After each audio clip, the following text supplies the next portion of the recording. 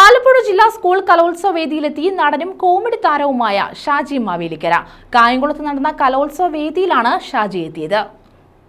Television താരവും നടനുമായ ഷാജി മാവേലിക്കരയാണ് കായംകുളത്ത് നടന്ന ആലപ്പുഴ ജില്ലാ സ്കൂൾ കലോത്സവ വേദിയിൽ പ്രേക്ഷകനായി എത്തിയത്. നാടല്ലോ, ഇവിടെ എന്ത് വിശേഷം നടന്നാലും നമ്മൾ വരുമല്ലോ. ഞാൻ MS കോളേജിലാണ് പഠിച്ചത് എന്ന് പറയുമ്പോൾ നിങ്ങൾ വിചാരിക്കും ഏതാ MS കോളേജ്, രണ്ടിനോടൊക്കെ ചോദിച്ചാൽ മതി ഏതാ MS കോളേജ്, ചിരിച്ചടപാട് തീരും. അന്നും ഇവിടെ ഫെസ്റ്റിവൽ നടക്കുമ്പോൾ അവിടെ ക്ലാസ് കട്ട് ചെയ്തിട്ട് ഞങ്ങളെല്ലാവരും ഇവിടെ വായി നോക്കി നടന്നിട്ടുള്ളവരാണ്, കംപ്ലീറ്റ് ആൾക്കാർ. ഇപ്പോൾ വലിയ മാന്യമായ രീതിയിലൊക്കെ നോക്കിയേ, അന്ന് ഇതൊക്കെ ഐസ്ക്രീമൊക്കെ ഇങ്ങനെ കടിച്ച് ഇതിലേക്ക് നടന്നിട്ടുള്ള കക്ഷികളാണ്.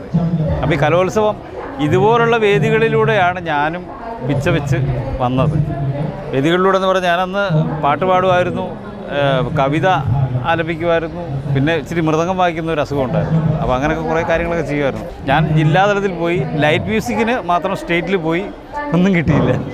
അങ്ങനെ നിരാശനായിട്ട് പോകുന്നൊക്കെ. പിന്നെ ഞങ്ങളുടെ ഈ ഗ്യാങ് എന്ന് പറഞ്ഞാൽ എല്ലാ ആൾക്കാരെയും പ്രോത്സാഹിപ്പിക്കുന്ന ഒരു ഗ്യാങ്ങാണ്. ഗ്യാങ് എന്ന് പറഞ്ഞു കഴിഞ്ഞാൽ അത് പറയാതിരിക്കാൻ പറ്റത്തില്ല. സ്നേഹതീരം എന്ന് പറയുന്നൊരു ഗ്യാങ് ഉണ്ട് ഞങ്ങൾക്കിവിടെ, വാട്സപ്പ് ഗ്രൂപ്പ്. ഞങ്ങളുടെ MS കോളേജിലെ ബാച്ചുകളെല്ലാം വലിയൊരു ഗ്രൂപ്പാണ്. അപ്പം ഇതിൽ ഒരുപാട് കലാകാരന്മാരുണ്ട്. അപ്പോൾ അവരിൽ നിന്ന് ഏറ്റവും മുൻപന്തിയിലേക്ക് ഞാൻ വന്നതുകൊണ്ട് ഇവരെല്ലാവരും എന്നെ വളരെയധികം പ്രോത്സാഹിപ്പിക്കുകയും എല്ലാം ചെയ്യും.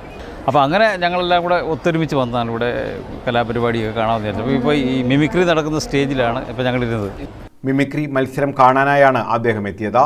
മറ്റ് വേദികളിലെ മത്സരങ്ങളും ആസ്വദിച്ചു. MSM കോളേജിലെ പൂർവ്വ വിദ്യാർത്ഥിയാണ് ഷാജി.